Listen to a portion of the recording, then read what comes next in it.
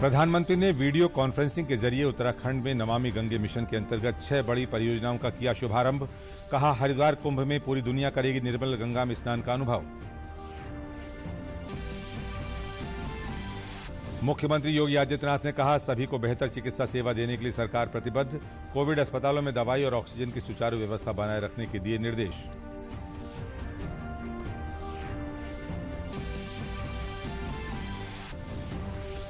प्रदेश में पिछले 24 घंटों में 4069 नए कोरोना संक्रमण के मामले आए सामने। अब तक कोरोना संक्रमण से 3,36,981 लोग हुए ठीक। रिकवरी रेट 85.34% तक पहुंचा। प्रदेश में उपचुनावों की तारीखों का ऐलान। 3 नवंबर को 7 विधानसभा क्षेत्रों के लिए उपचुनाव में डाले जाएंगे वोट। 10 नवंबर को आएंगे परिणाम।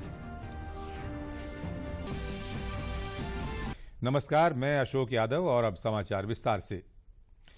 प्रधानमंत्री नरेंद्र मोदी ने आज वीडियो कॉन्फ्रेंसिंग के जरिए उत्तराखंड में नमामि गंगे मिशन के अंतर्गत 6 बड़ी परियोजनाओं का शुभारंभ किया। इस अवसर पर प्रधानमंत्री ने गंगा को समर्पित पहले संग्रहालय गंगा अवलोकन का भी उद्घाटन किया। ये संग्रहालय हरिद्वार के चंडीघाट पर स्थित है।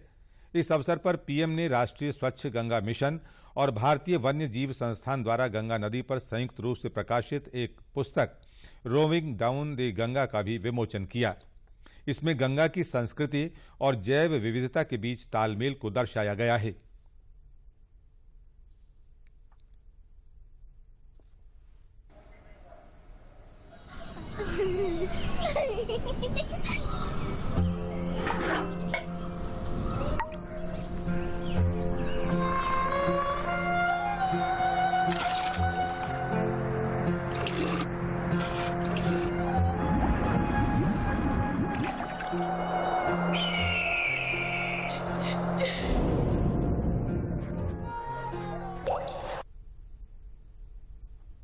इस अवसर पर प्रधानमंत्री ने कहा कि प्रयागराज की गंगा जी की निर्मलता को दुनिया भर के श्रद्धालुओं ने अनुभव किया था। अब हरिद्वार के कुंभ के दौरान पूरी दुनिया को निर्मल गंगा में स्नान का अनुभव होने वाला है। साथियों, प्रयागराज कुंभ में गंगा जी की निर्मलता को दुनिया भर के श्रद्धालुओं ने अनुभव किया था। अब हरिद्वार कुंभ के दौरान भी पूरी दुनिया को निर्मल गंगा स्नान का अनुभव होने वाला है और उसके लिए लगातार प्रयास चल रहे हैं। इस मंच से प्रधानमंत्री ने कुछ महत्वपूर्ण बातें भी कहीं। प्रधानमंत्री ने अपने संबोधन में नए कृषि सुधार कानूनों के हो रहे विरोध को लेकर विपक्षी पार्टियों पर निशाना साधा। उन्होंने कहा है कि आज जब केंद्र सरकार किसानों को उनके अधिकार दे रही है तो भी ये लोग विरोध पर उतर आए हैं। ये लोग चाहते हैं कि किसान खुले बाजार में अपनी उपज न बेच पाएं। पीएम ने कहा कि जिन उपकरणों की किसान पूजा करता है उन्हें आग लगाकर ये लोग अब किसानों को अपमानित कर रहे हैं। केंद्र सरकार किसानों को उनके अधिकार दे रही है तो भी ये लोग विरोध पर उतर आए हैं। ये लोग चाहते हैं कि देश का किसान खुले बाजार में अपनी उपज नहीं बेच पाए। ये लोग चाहते हैं कि किसान की गाड़ियां जब्त होती रहें, उनसे वसूली होती रहें, उनसे कम कीमत पर अनाज खरीदकर बिचौलिए मुनाफा कमाते रहें। ये किसान की आजादी का विरोध कर रहे हैं। जिन सामानों की, उपकरणों की किसान पूजा करता है उन्हें आग लगाकर ये लोग अब किसानों को अपमानित कर रहे हैं। प्रधानमंत्री ने आज ये भी कहा कि आज पैसा पानी में नहीं बहता बल्कि पानी पर लगाया जाता है। पहले पानी जैसा महत्वपूर्ण विषय अनेक मंत्रालयों और विभागों में बंटा हुआ था, जिसमें न कोई तालमेल था और न ही सामान्य लक्ष्य के लिए काम करने का कोई स्पष्ट दिशा निर्देश। आज पैसा न पानी की तरह बहता है न पानी में बहता है, पर पैसा पाई पाई पानी पर लगाया जाता है। हमारे यहां तो हालत ये थी कि पानी जैसा महत्वपूर्ण विषय अनेकों मंत्रालयों और विभागों में बिखरा पड़ा हुआ था, बटा हुआ था। इन मंत्रालयों में, विभागों में न कोई तालमेल था और न ही समान लक्ष्य के लिए काम करने का कोई स्पष्ट दिशा निर्देश। केंद्रीय पर्यावरण मंत्री प्रकाश जावड़ेकर ने आज पर्यावरण संबंधी मुद्दों पर मीडिया को संबोधित किया। इस दौरान उन्होंने दिल्ली एनसीआर में ठंड के मौसम में प्रदूषण से उत्पन्न स्थिति पर चिंता व्यक्त की। उन्होंने कहा कि इस मुद्दे पर मंत्री स्तरीय बैठक 1 अक्टूबर को होगी। बैठक में पंजाब, हरियाणा, दिल्ली, राजस्थान, उत्तर प्रदेश के पर्यावरण मंत्री भी शामिल होंगे। मंत्री स्तर की इस साल की बैठक 1 अक्टूबर को होगी।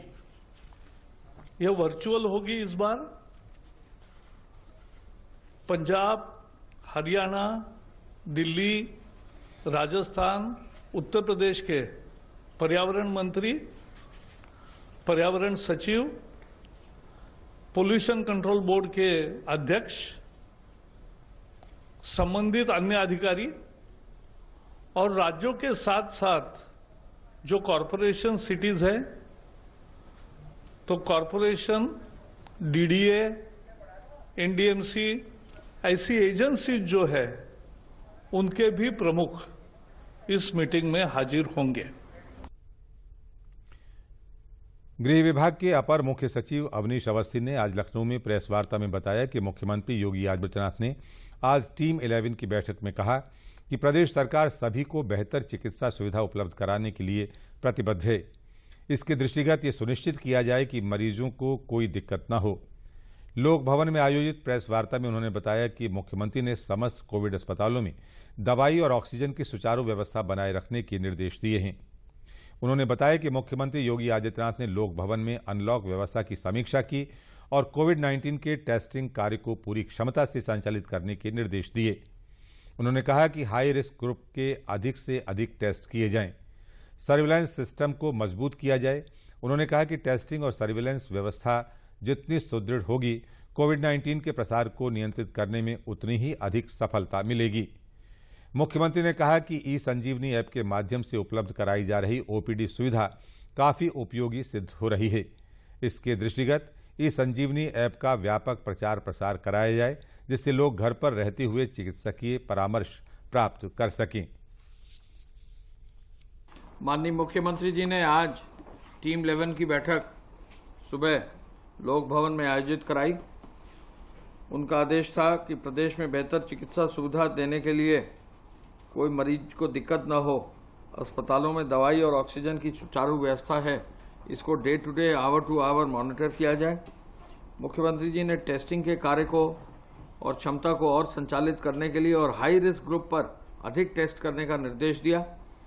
अभी आपको मालूम है कि प्रदेश में लगभग जो है 98-99 लाख करीब टेस्ट हो गए हैं और जो लक्ष्य मुख्यमंत्री जी ने दिया था कि 30 सितंबर तक पूरा 1 करोड़ टेस्ट प्रदेश में हो जाए, उस पर तैयारी की जा रही है। एसीएस हेल्थ अभी आपको बताएंगे। सर्विस सिस्टम को और मजबूत करने के लिए और सर्विस व्यवस्था और बेहतर करने का निर्देश दिया है उन्होंने। केजीएमयू के स्वास्थ्य विभाग से अस्पतालों और एसजीपीजीआई के द्वारा जो है मेडिकल कॉलेजेस और चिकित्सा संस्थानों में वर्चुअल आईसीयू के माध्यम से जोड़ने का भी एक निर्देश दिया है। गंभीर रोगियों को विशेषज्ञ चिकित्सकों के माध्यम से बेहतर इलाज की सुविधा प्रदान करने का निर्देश दिया है। मुख्यमंत्री जी ने कहा कि जब तक कोरोना की कोई कारगर दवा अथवा वैक्सीन विकसित नहीं हो जाती, तब तक सावधानी और बचाव बहुत आवश्यक है और ये एकमात्र उपाय है। चिकित्सा और स्वास्थ्य विभाग के अपर मुख्य सचिव अमित मोहन प्रसाद ने बताया है कि प्रदेश में पिछले 24 घंटों में 4069 नए कोरोना संक्रमण के मामले सामने आए, जबकि ठीक होने वालों की संख्या पिछले 24 घंटों में 5711 है। उन्होंने बताया कि इस समय प्रदेश में एक्टिव केसेज की संख्या 52,160 है, जबकि अब तक कोरोना संक्रमण से 3,36,981 लोग ठीक हो चुके हैं। प्रदेश में अब ठीक होने का रिकवरी रेट 85.34% हो गया है। संक्रमण के 4069 नए मामले सामने आए हैं और इसी अवधि में 5,711 संक्रमित व्यक्ति उपचारित होकर डिस्चार्ज किए गए हैं।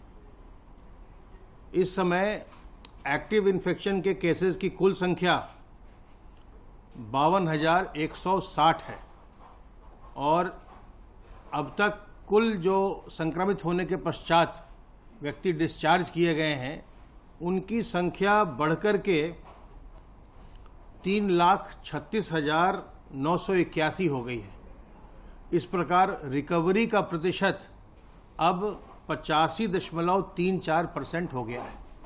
85.34% रिकवरी का प्रतिशत हो गया है। संक्रमित व्यक्तियों में से कुल 5,715 लोगों की मृत्यु हुई है। उत्तर प्रदेश के 7 विधानसभा क्षेत्रों में उपचुनाव 3 नवंबर को होगा। निर्वाचन आयोग द्वारा जारी विज्ञप्ति के अनुसार नौगांव, सादात, बुलंदशहर, टूंडला, बांगरमऊ, घाटमपुर, देवरिया और मल्हनी विधानसभा क्षेत्र में चुनाव कराए जाएंगे। 9 अक्टूबर से 16 अक्टूबर तक नामांकन किया जा सकता है। 17 अक्टूबर को नामांकन पत्रों की स्क्रूटनी होगी और 19 अक्टूबर तक नाम वापस लिए जा सकेंगे। 10 नवंबर को इन उपचुनावों के नतीजों की घोषणा की जाएगी। निर्वाचन आयोग के अनुसार पर्याप्त मात्रा में ईवीएम मशीनें और वीवीपैट की व्यवस्था की गई है।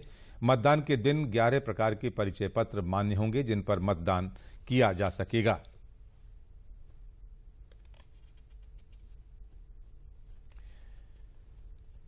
कल 30 सितंबर को लखनऊ की विशेष सीबीआई अदालत विवादित ढांचा गिराए जाने पर अपना फैसला सुनाएगी। फैसले को लेकर अयोध्या को हाई अलर्ट पर रखा गया है। 30 सितंबर को अयोध्या में अभेद्य सुरक्षा व्यवस्था रहेगी। कल अयोध्या के सभी प्रवेश पॉइंट पर सघन चेकिंग अभियान चलाया जाएगा।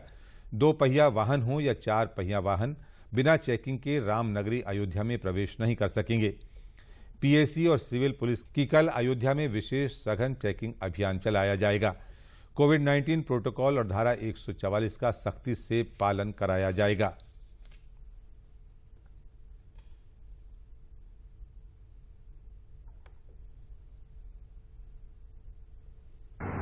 सीबीआई की विशेष अदालत लखनऊ द्वारा विवादित ढांचा ध्वंस के संबंध में ऐतिहासिक फैसला आने वाला है। इस संबंध में अयोध्या जनपद के पूरी पुलिस को, हमारी एलआईयू की जो शाखा है, हमारी जो स्पेशल ब्रांचेज हैं, हम लोगों ने आपस में कोऑर्डिनेशन करके सभी जगह पुलिस को अलर्ट कर दिया है।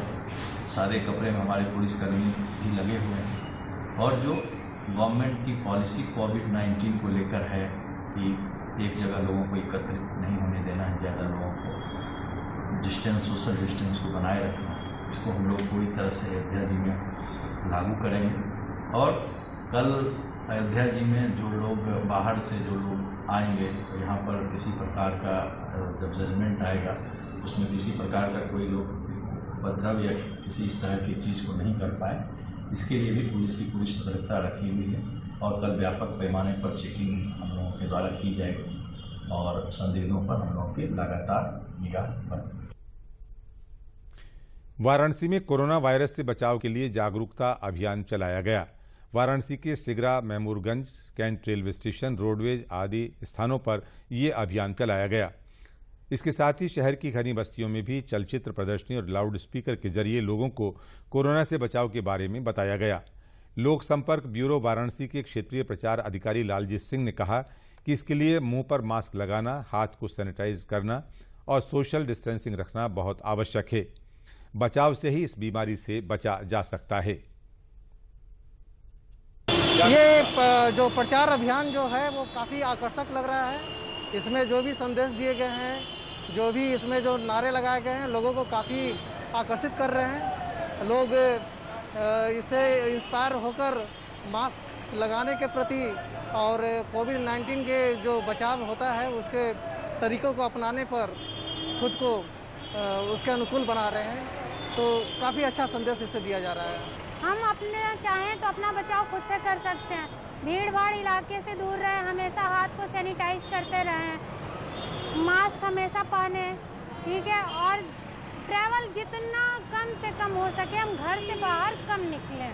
क्षेत्रीय लोक संपर्क ब्यूरो, सूचना और प्रसारण मंत्रालय, भारत सरकार की ओर से पोषण माह के तहत और कोविड-19 से बचाव के लिए जागरूकता लाने के लिए वाराणसी शहर में और ग्रामीण इलाके में 10 दिवसीय प्रचार अभियान चलाया जा रहा है, जिसमें सचल चित्र प्रदर्शनी है, पोस्टर है और माइक के माध्यम से जागरूकता के संदेश दिए जा रहे हैं। कानपुर में ऋषिकुल योगपीठ और इंटरनेशनल नेचुरोपैथी ऑर्गेनाइजेशन के संयुक्त तत्वावधान में कानपुर मंडल ऑनलाइन योगासन प्रतियोगिता का आयोजन किया गया। इस अवसर पर पुरस्कार वितरण समारोह में उच्च शिक्षा राज्य मंत्री नीलिमा कटियार ने कहा कि योग भारत का भूत, वर्तमान और भविष्य है। योग का जन्म भारत में हुआ। उन्होंने कहा कि आज पूरा विश्व योग को जानना चाहता है। ऐसे में योगाचार्यों की भूमिका महत्वपूर्ण है। कोविड-19 के दौर में जिस तरह से योगाचार्यों ने कार्य किया वो सराहनीय है। कृषि बिल के सवाल पर दूरदर्शन से बात करते हुए उन्होंने कहा कि कृषि बिल बहुप्रतीक्षित था और किसान 70 वर्षों से इसकी मांग कर रहे थे कि वो बिक्री मनचाही तरीके से कर सकें। साथ ही उन्होंने प्रधानमंत्री की तारीफ करते हुए कहा कि आज किसान अपना उत्पाद कहीं भी बेच सकता है। कृषि बिल जो एक अनवरत प्रक्रिया 2014 से देश के अंदर सुधारों की चल रही है और परिष्कारों की चल रही है, उसमें ये बहुप्रतीक्षित था। देश का किसान 70 साल से ये मांग कर रहा था कि वो उसका जो उत्पाद है उसका वो विक्रय अपनी मनचाही प्रकार से कर पाए, ओपन तरीके से कर पाए। उसका ये अवसर और उसकी एक व्यवस्था कृषि बिल के रूप में हमारे सामने है। कोविड-19 के दौरान काम करने वाले पुलिसकर्मियों को और सभी रेंज के अधिकारियों को प्रशंसा पत्र दिए गए हैं। इस अवसर पर पुलिस महानिदेशक द्वारा पुलिसकर्मियों को सम्मानित किया गया। ये जानकारी पुलिस महानिरीक्षक कानून व्यवस्था ज्योति नारायण ने दी।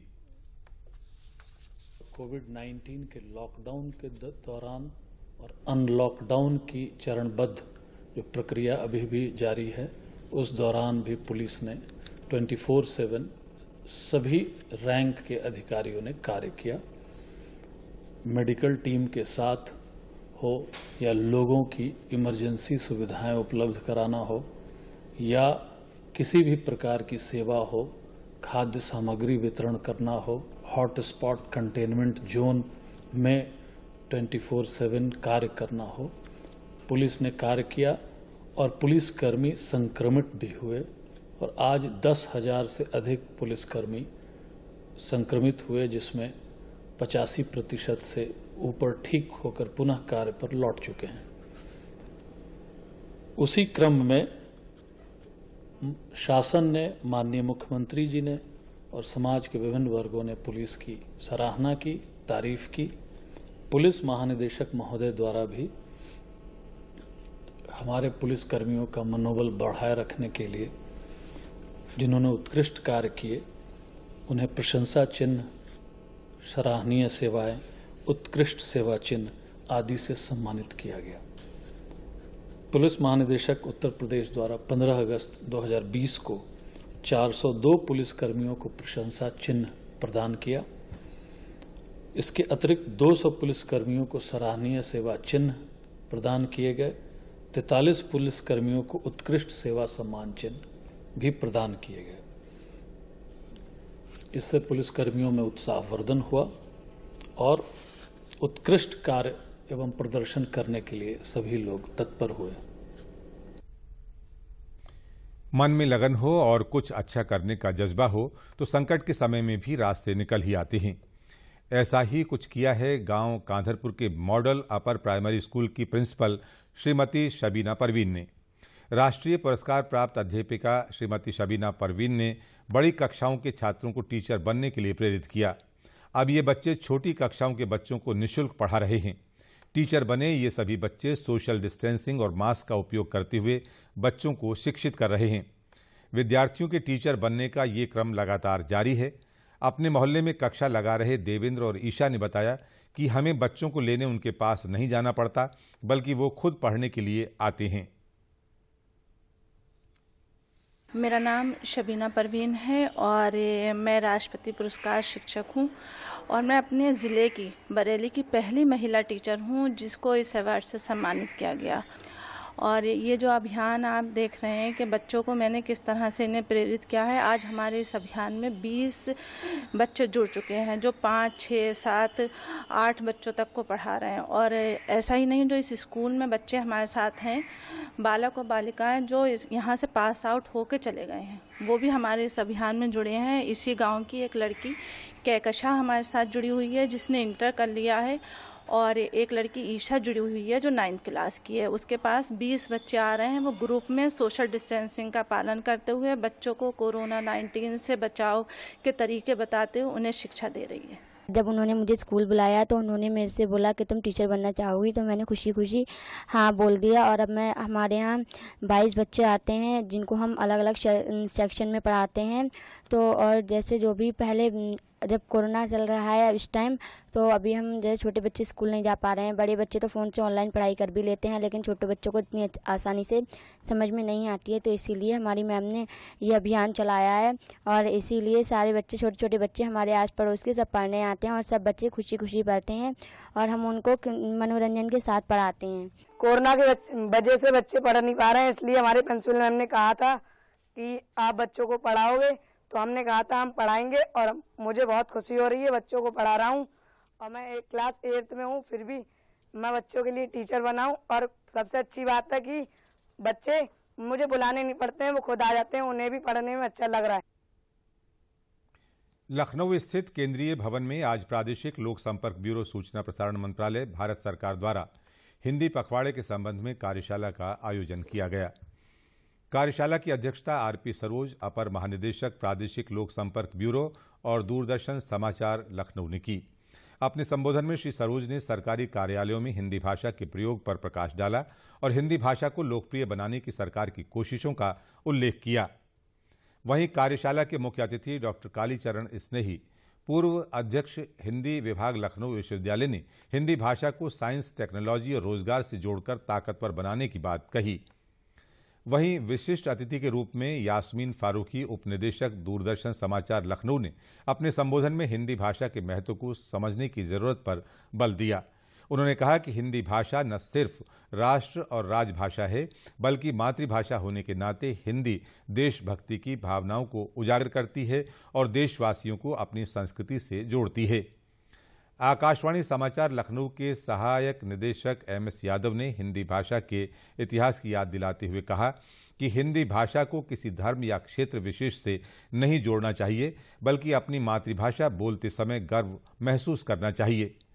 कार्यशाला के समापन पर सुनील कुमार शुक्ल, संयुक्त निदेशक प्रादेशिक लोक संपर्क ब्यूरो, ने कहा कि हिंदी भाषा को सरल और सहज बनाने की कोशिशों से ये राष्ट्रभाषा हर भारतीय की भाषा बनेगी। कार्यक्रम के अंत में हिंदी पखवाड़े के दौरान विभिन्न प्रतियोगिताओं में भाग लेने वाले विजेताओं को पुरस्कृत किया गया।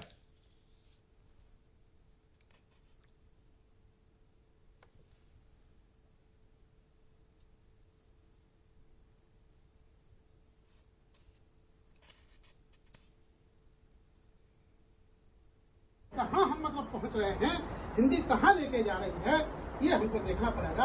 और इसका मुख्य असर होता है कि आप हिंदी के साथ कल्चर है, तो दोनों ही बात है। एक तो हिंदी के साथ धर्म जुड़ा हुआ है और दूसरा गरीब जुड़े हुए हैं। ये गरीब और धर्म, इनको यदि हमने वैज्ञानिक भाषा के द्वारा इसको बने दी, तरक्की शुदा बना दी, तो वास्तव में हिंदी मजबूत होगी, फिर हमको अलग से चलाने की आवश्यकता नहीं होगी। उत्तर प्रदेश के पंचायती राज विभाग ने मुख्यमंत्री योगी आदित्यनाथ के नेतृत्व में शानदार काम किया है। कोरोना महामारी के संकट के बीच गरीब कल्याण रोजगार योजना में प्रदेश ने कीर्तिमान रचा है। केंद्रीय जल शक्ति मंत्रालय द्वारा घोषित सामुदायिक शौचालय अभियान पुरस्कार में उत्तर प्रदेश के हिस्से में 7 पुरस्कार आए हैं। प्रयागराज, हरदोई, फतेहपुर दूसरे और तीसरे स्थान पर हैं। वहीं गांव में सुविधाओं को विकसित करने में बरेली और अलीगढ़ पहले और दूसरे नंबर पर आए हैं। ये बदलते हुए उत्तर प्रदेश का प्रतीक है, जब गरीबों के लिए अफसरशाही ने अच्छा काम किया। कोरोना संक्रमण काल में गरीब कल्याण रोजगार अभियान लॉन्च किया गया, इस मकसद से कि ज़्यादा से ज़्यादा प्रवासी मजदूर जो लौट कर आए हैं उनको रोजगार दिया जाए और कुछ परमानेंट अवस्थापना सुविधाएं जिसकी ज़रूरत समाज को है वो क्रिएट की जाए वहाँ पे। इस क्रम में 30,000 शौचालय सामुदायिक हम लोगों को बनाने थे गाँव में, और जिसके सापेक्ष बहुत तेज़ी से लोगों ने काम करते हुए और इसको पूरा कराया है। इसमें जो श्रेय है वो जिला प्रशासन को जाता है, पंचायती राज विभाग के ग्राम स्तरीय ग्राम प्रधानों को और लोगों को जाता है, क्योंकि एक तरफ जहां उन्होंने 30,000 शौचालयों पे निर्माण का काम शुरू किया, वहीं कई जिलों ने बहुत तेज़ी से काम किया और अलीगढ़ वगैरह ने पूरा संतृप्त किया उसको। तो इतने कम अवधि में इतने फोकस तरीके से और इतने ज़्यादा पंचायतों में शौचालय का बनाना, प्रारंभ करना और कंप्लीट करना, ये अपने आप में उनकी एक उपलब्धि है। ये मुख्यमंत्री जी के निर्देशन में रोज़ सुबह मीटिंग होती है, जो टीम 11 उन्होंने बनाई है, उसमें कोरोना का रोकथाम पहले फोकस पे होता है और दूसरा एम्प्लॉयमेंट और बाकी जो इकोनॉमिक एक्टिविटीज़ हैं उनको संचालित करने पे होता है। तो ये रोज़ का रिव्यू, कांस्टेंट और इंटेंसिव रिव्यू, और फिर ये जिले स्तर को क्लियरली कम्युनिकेट करना कि ये आपके टारगेट हैं और उसको पूरा करने के लिए जो भी आवश्यक धनराशि है उनको समय से अवमुक्त करना, और फिर पूरे प्रवासी मजदूरों को और बाकी जो गांव में मजदूर हैं, मेसन्स हैं, उनको मोबिलाइज करना काम के लिए। तो ये एक अभियान के रूप में लोगों ने इसको लिया है और इसीलिए ज़्यादा से ज़्यादा लोगों को जहां एक तरफ रोजगार मुहैया कराया गया है, दूसरी तरफ ये अवस्थापना सुविधाओं का निर्माण कार्य भी पूरा किया गया है। अंत में इस बुलेटिन के प्रमुख समाचार एक बार फिर।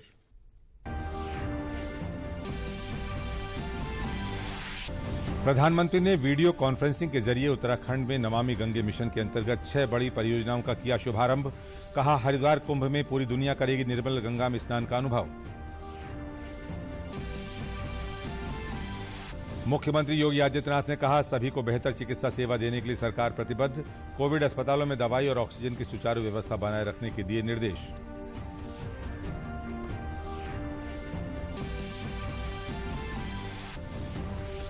प्रदेश में पिछले 24 घंटों में 4,069 नए कोरोना संक्रमण के मामले आए सामने। अब तक कोरोना संक्रमण से 3,36,981 लोग हुए ठीक। रिकवरी रेट 85.34% तक पहुंचा। प्रदेश में उपचुनावों की तारीखों का ऐलान। 3 नवंबर को 7 विधानसभा क्षेत्रों के लिए उपचुनाव में डाले जाएंगे वोट। 10 नवंबर को आएंगे परिणाम।